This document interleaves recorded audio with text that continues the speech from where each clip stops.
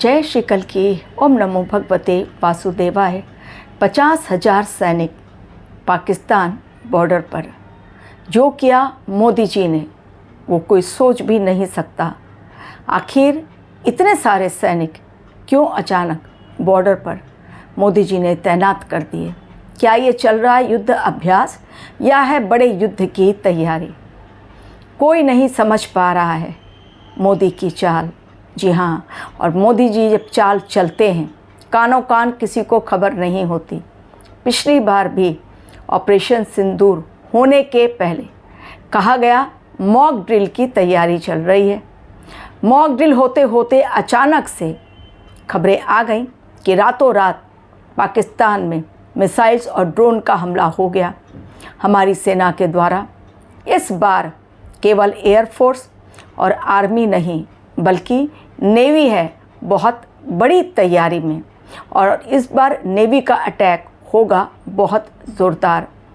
हमारा देश वैसे भी युद्ध की बात नहीं करना चाहता, लेकिन यदि जानबूझकर कोई भारतवर्ष की धरती को खून से रंगना चाहे तो फिर करना ही पड़ता है और देना ही पड़ता है ऐसा डोज कि सामने वाला हमेशा याद रखे।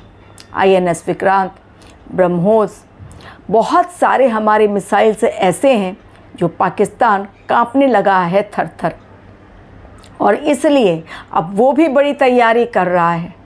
लेकिन यदि हमारी ओर से तैयारी ऐसी कि पाकिस्तान के पसीने छूट जाएं, तो डेफिनेटली इसे मान लेना चाहिए कि मोदी जी की प्लानिंग बहुत बड़ी है।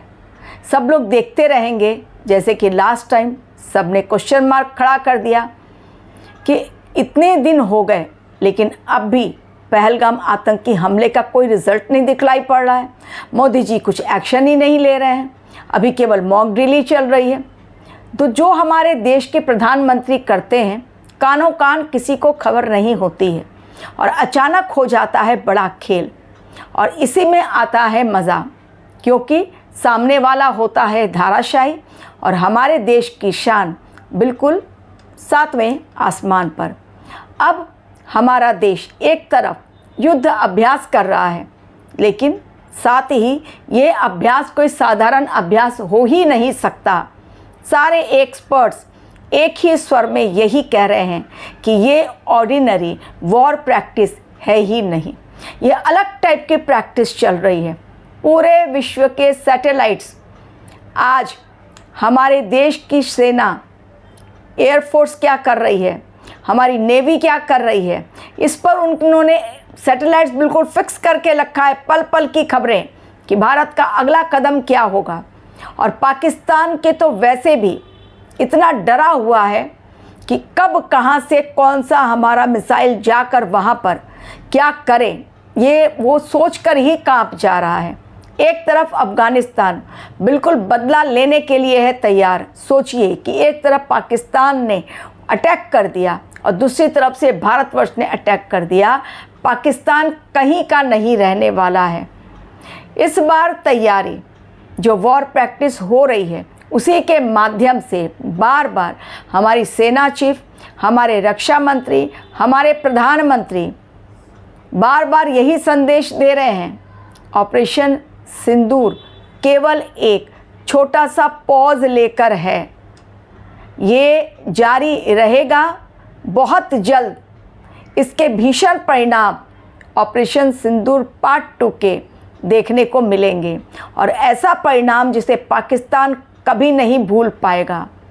तो ये संदेश ही अपने आप में है बेहद ख़ास, क्योंकि बार बार आर्मी चीफ का संदेश आना, नेवी चीफ का संदेश आना, ट्विटर पर पोस्ट करना, ये साधारण चीज़ नहीं है। सबको जब लगेगा कि कहीं कुछ नहीं हो रहा है, सिर्फ बातें हो रही हैं, अचानक रातों रात, क्योंकि रात की ये तैयारी चल रही है, दिन में हमले होंगे नहीं, तो ये रात की तैयारी चल रही है जब पाकिस्तान भी गहरी नींद सोया रहेगा, अचानक से हमारा देश हमला करेगा। और इस बार विश्व की नज़रें भारतवर्ष पर है। क्यों हमारा देश क्यों इतनी बड़ी तैयारी कर रहा है युद्ध अभ्यास के माध्यम से? कारण रिसेंटली जो अफगानिस्तान में भूकंप आया, बहुत बड़ा डैमेज हुआ है, वहाँ पर मौतें हुई, इमारतें गिरी, और डोनाल्ड ट्रंप ने खुलासा कर दिया न्यूक्लियर बॉम्ब की टेस्टिंग, न्यूक्लियर वेपन्स की टेस्टिंग चल रही है वहाँ पर, न्यूक्लियर परीक्षण चल रहा है वहाँ पर पाकिस्तान में। तो डोनाल्ड ट्रंप का खुलासा अब पूरे विश्व के लिए एक खतरनाक चेतावनी भी है।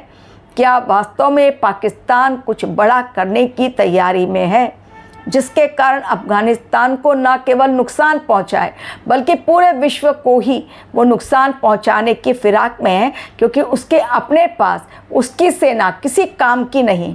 तो अब क्या वो न्यूक्लियर के द्वारा, न्यूक्लियर वेपन्स के द्वारा, न्यूक्लियर बॉम्ब के द्वारा पूरी दुनिया को डराने की कोशिश करेगा? और इसके बाद ही क्या ये न्यूक्लियर परीक्षण पूरे विश्व के लिए घातक साबित होगा? कुछ भी अभी कहना सही नहीं होगा, क्योंकि पाकिस्तान ने भी कच्ची गोलियां नहीं खेली हैं। वो अमेरिका, टर्की, चाइना, इन सब को लेकर एक बहुत बड़ी प्लानिंग है, और ईरान तो बिल्कुल चुपचाप बैठा हुआ है। ये समय बेहद खास, क्योंकि जाते जाते ये साल बहुत कुछ अभी और भी दिखलाएगा। अभी 1.25 महीने अभी हमारे बाकी हैं, उससे भी ज़्यादा। अभी केवल 4 दिन बीते हैं, तो टोटल अभी बाकी है नवंबर के 26 डेज़ और उसके बाद 31 डेज़। तो सोच लीजिए कितने दिन बाकी हैं। तो इतने दिन तैयारी के लिए काफ़ी हैं। तो हमारा देश जो तैयारी करके आगे बढ़ रहा है, अब उसके कदम पीछे नहीं हटने वाले, और ऐसा कदम भारतवर्ष उठाएगा कि दुश्मन हो जाएगा चारों खाने चित। इसलिए ये ना सोचे कि ये बात मैंने अपने मन से कह दी या मैंने कोई मैसेज लीक कर दिया। ये डायरेक्ट सभी को ये वीडियोस मिल रहे हैं, दिखलाई पड़ रहे हैं कि बॉर्डर पर किस प्रकार तैयारी भीषण रूप से चल रही है, और सभी का एक स्वर में कहना, ये कोई साधारण युद्ध अभ्यास हर वर्ष जो चलता है उससे बेहद है अलग, उसकी तरह है ही नहीं। और मोदी जी की स्पेशलिटी है कि जो वो करते हैं वो दिखलाते नहीं, और जो होता है वो किसी की समझ में आता नहीं, तब तक हो जाता है बड़ा खेल। केवल गुपचुप तरीके से वो अपनी प्लानिंग करते हैं, और सैन्य अधिकारी भी, हमारे सेना के चीफ भी कर चुके हैं बड़ी मीटिंग। इसलिए तैयारी इस बार है बेहद खास। तो ये ना सोचें कि समय बहुत हल्का है, समय बहुत गंभीर लेकर चेतावनी लेकर आया है। ये समय ब्रह्मांड के द्वारा डिसाइडेड है, हमारे और आपके द्वारा नहीं।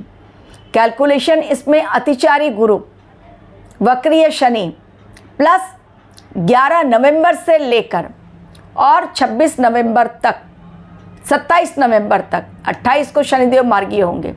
ये समय बेहद ज़्यादा तनावपूर्ण रहेगा पूरे विश्व के लिए।